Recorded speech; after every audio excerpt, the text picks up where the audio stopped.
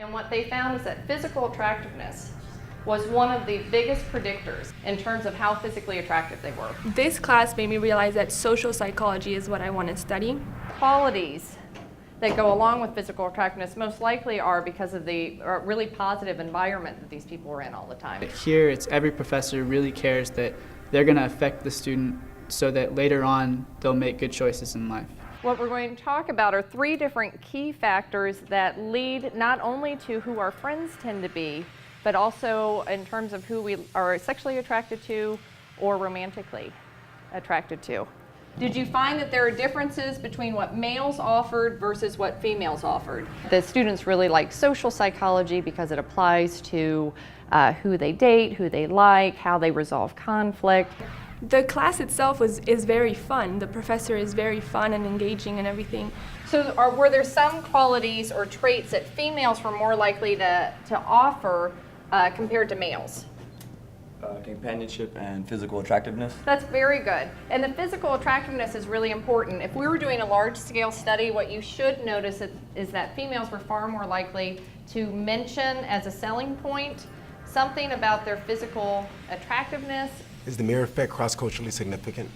Yes, you would expect to find this to be true pretty much across any culture that you visited. Again, if this was a large-scale study and we really were looking at personal ads that were put out there, the more you are exposed to something, the more you grow in liking towards that thing or that stimulus. You usually are in the top 3 or 4 majors, undergraduate majors at the University of St. Thomas. And I think one of the reasons is that we take a practical approach and an applied approach to the student's education, a host of positive attributes that we associate with people who are physically attractive. I can just kind of think about what's the right thing to do. When you're talking about somebody growing on you over time, is that also an example of the mirror exposure effect? Yes, it would be.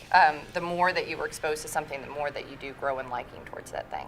If you were born physically attractive, are you also gifted where somebody says you're physically attractive, so that goes with intelligence or that goes with popularity? So is it something you're born with, or is it something maybe in the environment that happens? Compensating quality. What would that compensating quality be? Money. The third variable that we're going to talk about is a variable of physical attractiveness. What I want to do with this particular variable is actually step back and talk about physical attractiveness. Seeing that side of psychology, just the social aspect of it, not just the clinical aspect of it, made me realize that that's what I want to do in my life. That's what I love the most. We find is that physically attractive defendants had lower bail set, less jail time, and in fact were found less guilty. A number of our students go on and do really competitive graduate programs, either at the master's level or the PhD level.